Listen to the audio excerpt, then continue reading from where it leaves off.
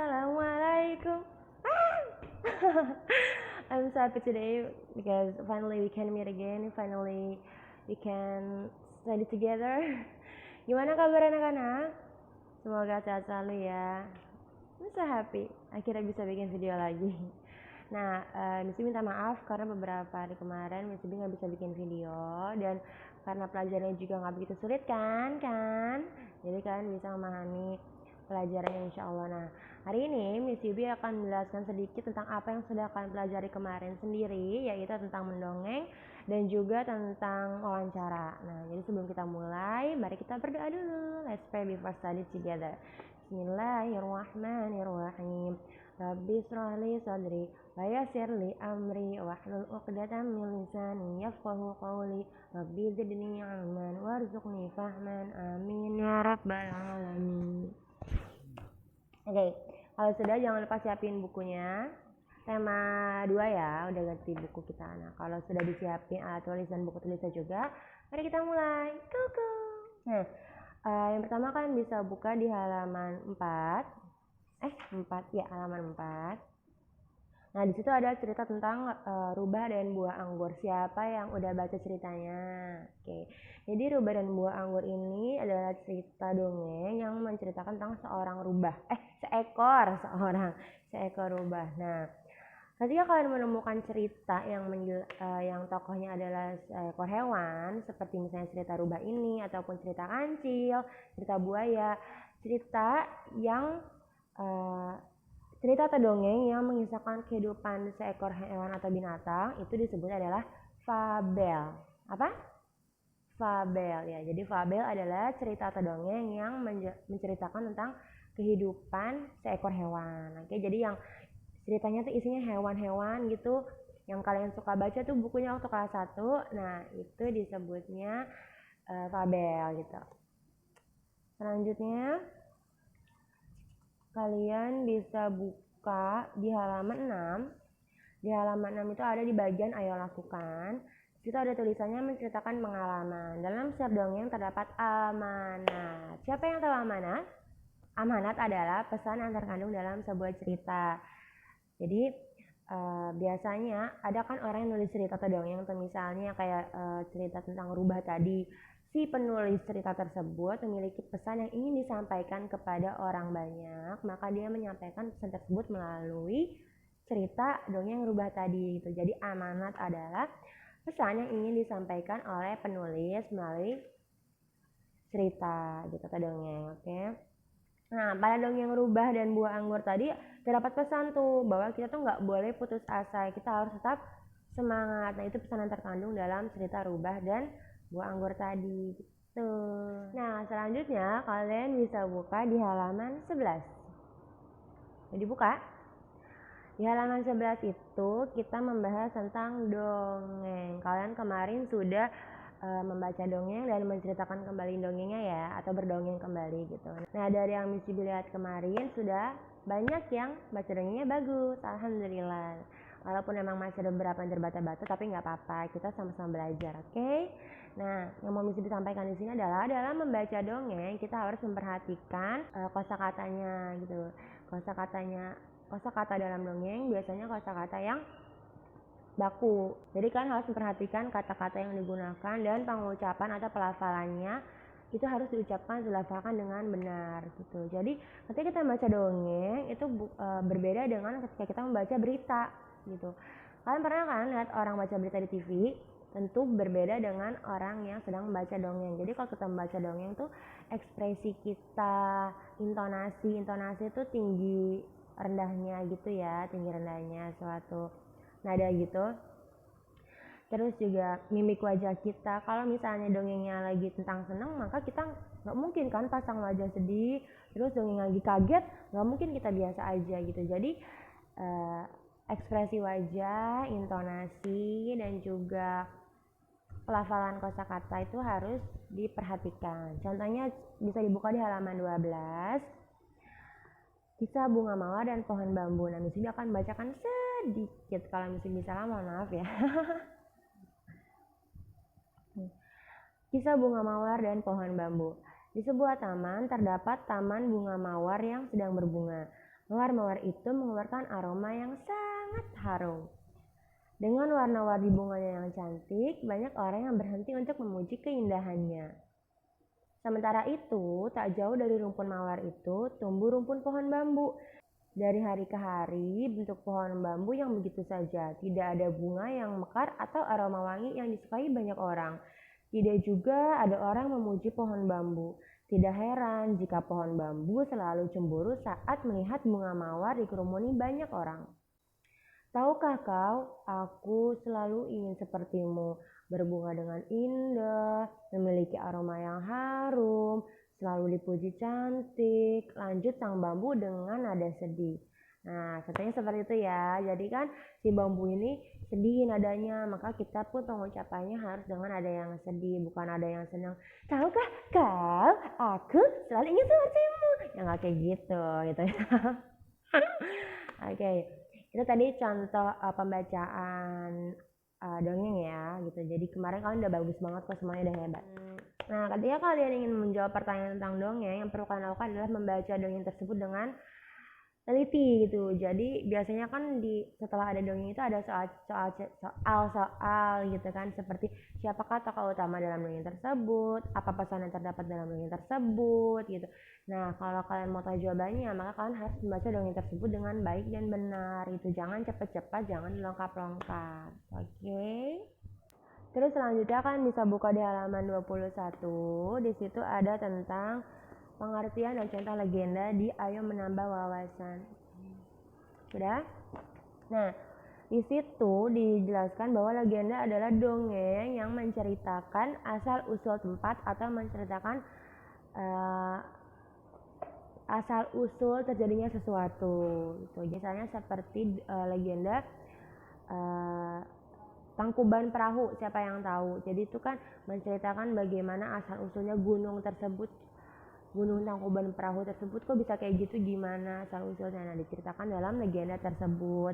Atau misalnya legenda Candi Prambanan dan Danau Toba ya. Jadi legenda itu cerita yang menjelaskan tentang asal-usul suatu tempat atau asal-usul terjadinya sesuatu. Gitu. Asal-usul itu apa sih, Miss?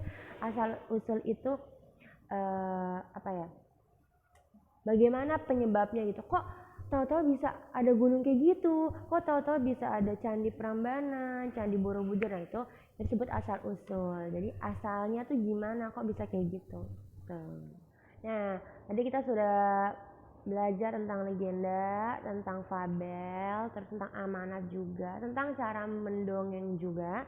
Nah, ada beberapa hal yang ingin ditambahkan. Di antaranya yang pertama adalah tokoh yang dimaksud dengan tokoh merupakan pelaku atau pemeran dari sebuah cerita gitu. Ini kameranya kenapa sih? Nah, dalam sebuah cerita itu ada tokoh yang baik disebutnya protagonis dan tokoh yang jahat disebutnya antagonis. Oke, jadi ada protagonis dan juga ada antagonis. Selanjutnya kalian bisa buka di halaman 77. Di halaman 77 di situ ada ayo berdiskusi. Di baris kedua itu ada pertanyaan, apa saja watak baiknya. Nah, watak itu apa sih? Watak merupakan sifat yang dimiliki oleh tokoh dalam sebuah cerita. Misalnya tentang cerita si kancil. Nah, dalam cerita kancil itu watak si kancilnya adalah cerdik.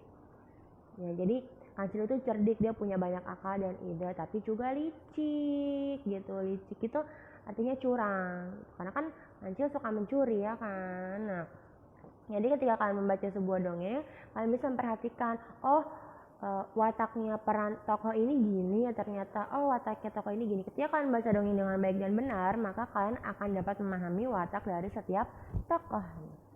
Nah, selanjutnya kalian bisa buka di halaman 78. Memahami unsur-unsur pementasan drama, ada di paling atas. Sebelumnya, kalau yang nggak tahu drama merupakan pertunjukan atau pementasan sebuah cerita yang disampaikan melalui bermain peran.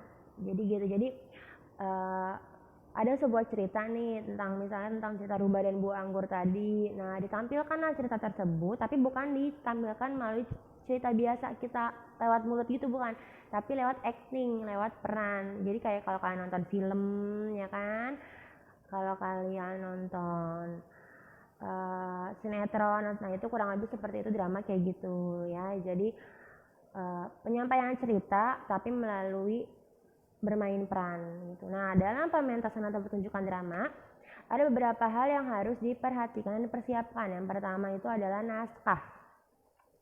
Naskah itu adalah teks cerita dari drama tersebut. Jadi sebelum kita bermain drama, bermain peran, tentunya harus ada ceritanya dong. Si A ngomong apa, si B ngomong apa, awalnya gimana ceritanya gitu. Jadi harus disiapkan naskahnya atau teks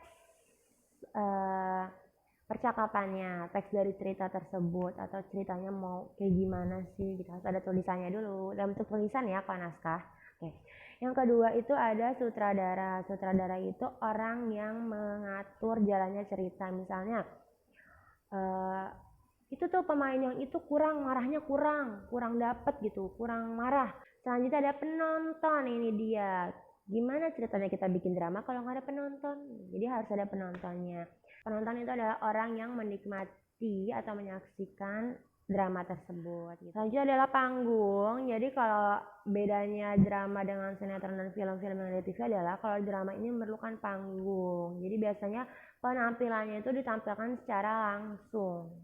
Si B kayaknya pernah nonton drama sekali waktu itu di Taman Mini, kalau nggak salah. Nah, di situ ada, jadi dia tuh nampilin drama gitu di atas panggung.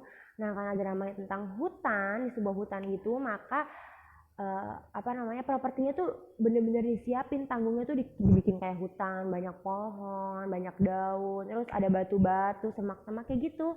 Jadi ketika kita menceritakan sebuah drama tentang sesuatu hal, maka panggungnya pun harus dibuat untuk mendukung drama tersebut. Dan semuanya itu bohongan ya, nggak beneran, nggak yang pohon dari luar terus diambil dibawa ke panggung, nggak gitu. Itu properti buatan, kadang dibuat dari styrofoam, ada juga dibuat dari bahan-bahan lain gitu. Nah, selanjutnya adalah tata rias. Kalau tata rias adalah make up dari tokoh dalam sebuah drama. Misalnya biasanya kalau yang pemerannya protagonis atau baik itu tata riasnya nggak begitu tajam, tapi kalau yang pemerannya jahat biasanya tuh matanya hitam, ya nggak sih? Terus pokoknya alisnya dibikin yang kayak orang jahat gitu. Nah, terus misalnya kayak actingnya jadi rubah, berarti kan di make upin tuh gimana sih mukanya rubah kayak gitu-gitu. Itu namanya tata rias. Terus ada juga kostum, yaitu pakaiannya. Kalau misalnya acting jadi Superman acting jadi Cinderella berarti pakai baju Cinderella kan. Terus acting jadi mermaid berarti pakai baju mermaid. Acting jadi rubah berarti pakai baju rubah. Nah, yang terakhir ada tata musik atau pengisi suara. Gak cuma dari musik doang, tapi dari efek suara juga ada. Biasanya kalau misalnya di drama tersebut orangnya kaget, maka ada suara kagetnya apa gimana gitu, penambahan efek-efek suara itu ada dalam drama. Oke, jadi itu semua adalah hal-hal yang harus diperhatikan dalam pembuatan drama. Tung, selanjutnya bisa buka di halaman 105, mencari informasi dengan wawancara. Udah dibuka? Nah, apa sih mis wawancara? Wawancara adalah kegiatan tanya jawab yang dilakukan oleh dua orang atau lebih untuk mencari sebuah informasi. Misalnya kalian mau tahu tentang suatu hal. Misalnya kan penasaran banget gimana sih cara pembuatan film Avengers misalnya. Nah, maka kalian bisa mewawancarai orang yang membuat film tersebut. Nah, jadi syarat wawancara itu adalah, jadi dalam wawancara itu harus ada yang bertanya, yang ditanya atau narasumber. Ini narasumber itu orang yang diminta informasi atau yang ditanyain, itu namanya narasumber. Dan juga harus ada naskah atau pertanyaan-pertanyaan apa saja yang ingin kalian tanyakan kepada orang tersebut gitu. Saya pembuatan film Avengers, gimana cara buatnya, kok bisa, emang apakah dibuat lewat komputer atau itu nyata atau gimana. Nah, kan bisa nanya-nanya gitu. Atau misalnya yang simple deh, misalnya kalian mau tahu tentang gimana sih cara pembuatan mobil gitu. Nah, kan bisa pergi ke perusahaan pembuatan mobil, kan bisa tanya-tanya di sana sama orang yang membuat mobilnya gitu, gimana proses pertamanya, alat-alatnya apa aja, pakai mesin atau gimana. Tuh, itu namanya proses wawancara. Harus ada orang yang bertanya, harus ada orang yang ditanya, dan harus ada pertanyaannya. Oke? Nah, biasanya setelah kalian melakukan wawancara, kan pasti akan menulis hasil wawancara tersebut. Kalian bisa buka di halaman 128. Nah, disitu ada menulis hasil wawancara. Jadi apa sih yang disebut dengan menulis hasil wawancara? Jadi ketika kalian sudah bertanya tentang suatu hal kepada narasumber, kalian biasanya akan menulis yang disebut hasil wawancara. Jadi apa aja sih yang kalian dapatin dari narasumber tersebut? Misalnya tadi pembuatan mobil, kalian bisa tulis, dalam pembuatan mobil diperlukan banyak bahan, diantaranya apa aja. Pembuatan mobil biasanya dilakukan oleh mesin atau dan lain sebagainya itu. Jadi hasil wawancara adalah informasi yang kalian dapatkan dari narasumber gitu. Nah, that's all for today. Jadi itu yang kita pelajarin hari ini, sampai sini saja. Kalau masih ada yang kurang paham, kalian bisa tanya ke Miss Vivi. Oke. Alhamdulillah, mari kita sehantara bersama. Alhamdulillahirrabbilalamin. Nah, terima kasih buat hari ini. Jangan lupa dikerjakan apabila ada tugas yang belum dikerjakan. Tetap semangat belajar di rumah. Sampai ketemu lagi di video berikutnya. Assalamualaikum. Bye. Goodbye.